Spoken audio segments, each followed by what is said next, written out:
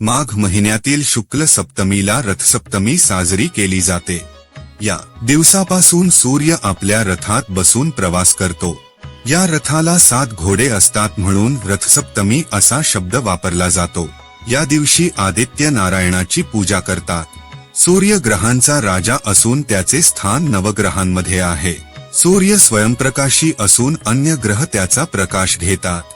अशा या सूर्याला देव मानून त्याच्या प्रती कृतज्ञता व्यक्त करण्याचा दिवस म्हणजेच रथसप्तमी होय। सूर्याचा उत्तरायण प्रवास आणि त्याच्या रथाचे 7 घोडे यांचा संदर्भ या रथसप्तमीला आहे। सूर्याच्या रथात सूर्यलोक, नक्षत्रलोक, ग्रहलोक, भूलोक, नागलोक, स्वर्गलोक आणि स्वर्गलोकाजवळील शिवलोक या 7 लोकांमध्ये भ्रमण करण्याचे सामर्थ्य आहे।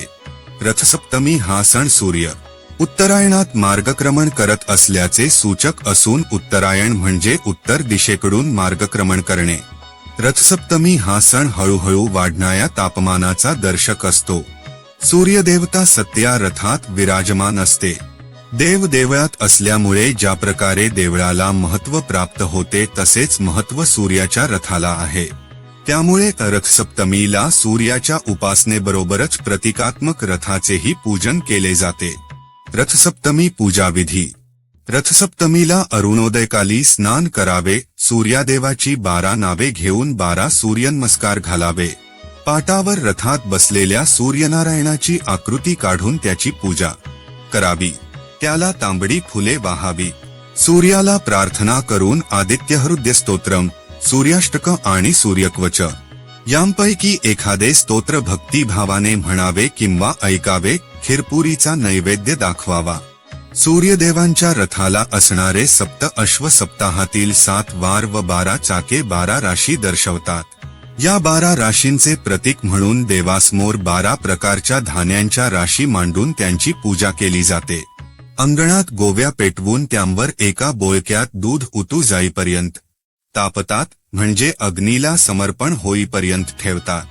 त्यानंतर उर्वरित दुधाचा सर्वांना प्रसाद देतात। रथसप्तमी कथा। श्रीकृष्णाचा मुलगा शांब याला स्वतःचा खूप अभिमान झाला होता। एकदा दुर्वास ऋषी श्रीकृष्णास भेटण्यास आले होते। दुर्वासा ऋषी हे अत्यंत रागीट स्वभावाचे होते।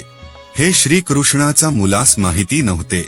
दुर्वासा ऋषी खूप दिवसाच्या तपानंतर श्रीकृष्णास भेटाव्यास आले होते।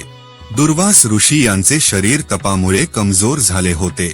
तेव्हा हे बघून शांब त्यांना हसले। हसण्याचे कारण कळल्यावर दुर्वासांना त्याचा अतिशय राग आला आणि त्यांनी त्याला शाप दिला, तुझे शरीर कुष्ठरोगी होईल। तसेच घडलेही। अनेक वैद्यांनी त्यांची चिकित्सा केली पण फायदा झाला नाही। तेव्हा श्रीकृष्णाने त्याला सूर्याची उपासना करण्यास सांगितले। वडिलांची आज्ञा मानून शांब याने सूर्य आराधना केली आणि काही दिवसांनी त्यांचा रोग बरा झाला।